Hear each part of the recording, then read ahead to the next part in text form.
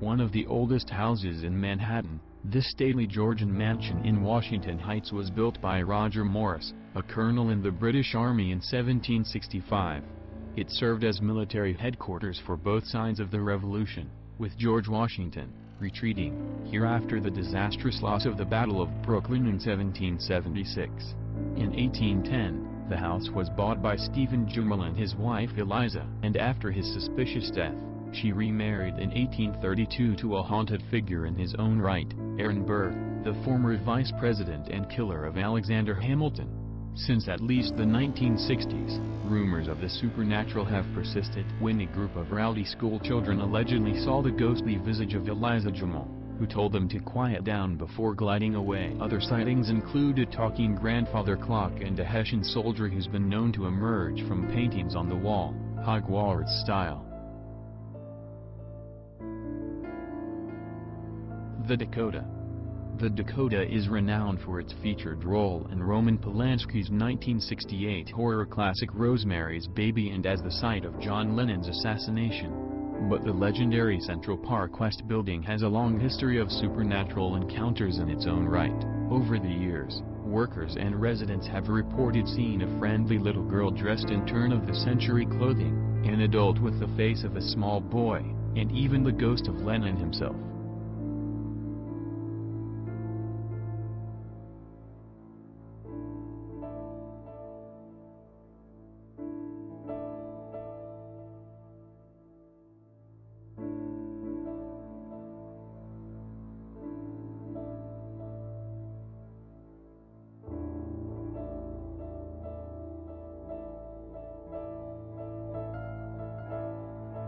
'57 West 57th Street. In 1922, Albert Champion, a former cyclist and inventor of the spark plug, married showgirl Edna Crawford. The May to September romance quickly soured when Edna took the younger, dashing Frenchman Charles Brazel as a lover. In 1927, Brazel allegedly murdered Champion in a Paris hotel, but Edna and Brazel convinced authorities he died of a weak heart and were set to inherit his fortune, with which she and Brazel bought the penthouse at 57 West 57th Street. Brazel was jealous, keeping Edna prisoner of the penthouse and eventually beating her to death with a telephone, after which her bodyguards threw him out the window. The penthouse lay vacant for years, but subsequent owner Carlton Alsop claimed to hear Edna's clicking high heels and the couple's violent arguments, and his guests often reported seeing horrific, unexplainable sights. His wife left him, his dogs had nervous breakdowns, and things got so bad for Alsop that he eventually had himself committed, before abandoning the penthouse forever.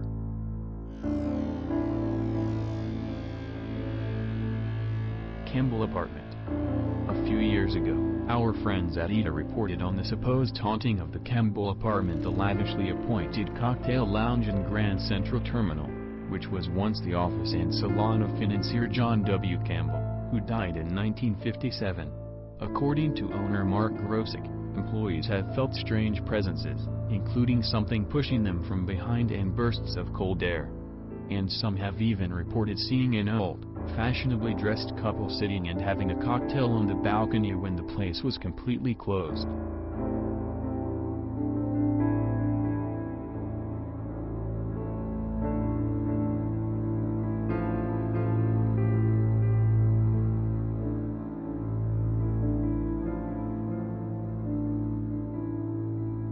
Gay Street.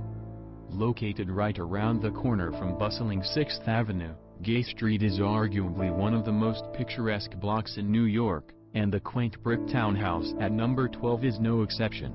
The building served as a speakeasy called the Pirate's Den during Prohibition and was purchased by the corrupt, yet wildly popular, Mayor Jimmy Walker as a home for his mistress, Ziegfeld girl Betty Compton.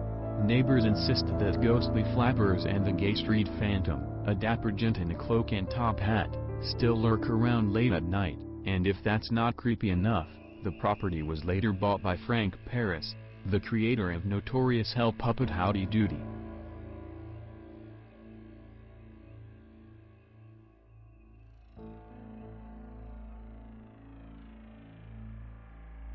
St. Mark's Church in the Bowery. St. Mark's Crutch in the Bowery is the second oldest church in Manhattan, splitting from Trinity Church in 1799. Built on Dutch colonial governor Peter Stuyvesant's family farm, legend has it that the cantankerous, peg-legged Dutchman still haunts the area. He's been known to harass clergymen and parishioners, ring the bells, and loudly interrupt services by stomping around and singing Calvinist hymns in Dutch. Apparently, English Episcopal hymns simply don't agree with him.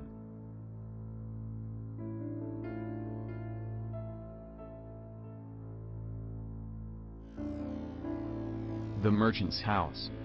While some haunted houses might attempt to shed their notorious reputations, the East Village Merchant's House Museum all but relishes it. Built in 1832 and later, bought by wealthy merchant C. Barry Treadwell, the museum is an immaculate look into the personal domestic lives of the 19th century cultural elite, but the ghost of Treadwell's daughter, Gertrude, a lonely, sheltered spinster whose life was supposedly the basis of Henry James' Washington Square Park, still haunts the place. Washington Square Park.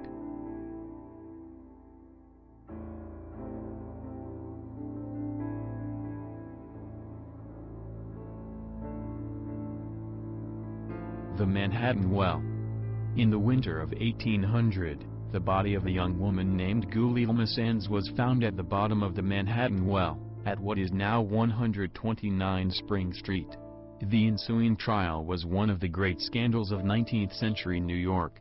With Levi Weeks, brother of influential builder Ezra Weeks, accused of her murder after he reportedly impregnated and promised to marry her. Weeks retained the city's top attorneys and was acquitted, despite growing public outrage. In 1817, the Manhattan Well was filled in and built over, but it was rediscovered in 1980 and has since become a notorious destination for paranormal enthusiasts claiming that the ghost of Gulielma Sands still haunts the area.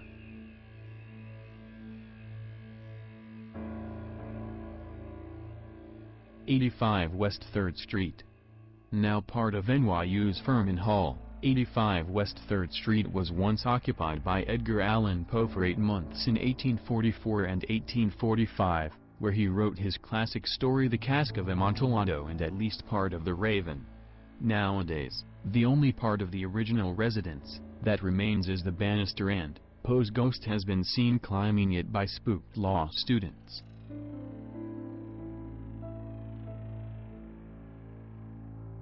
'84 West 3rd Street. Right across the street from 85 West 3rd is another haunted building, a disused fire station converted into a private residence. The building is apparently haunted by the ghost of Firefighter Schwartz, who hanged himself from the rafters after learning of his wife's infidelity in 1930. Over the years, firefighters have reported strange noises coming from the attic, and have even seen his hanging corpse.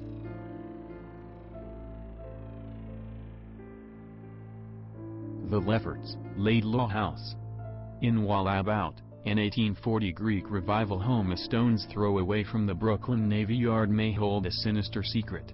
One December evening in 1878, resident Edward F. Smith reported hearing a knock at his door, but when he went to answer, there was no one to be found. Of course, the knocking persisted, while the back doors and windows were violently rattled and banged. The unseen tormentor continued harassing Smith until he called the police. While the cops staked out the area, someone, or something, hurled a brick through the dining room window.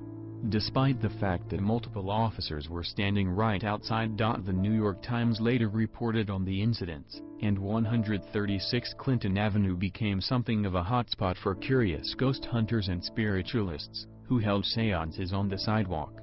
This prompted Smith to boldly proclaim, "They won't get in here. We consider ourselves perfectly able to take care of any ghost that comes along."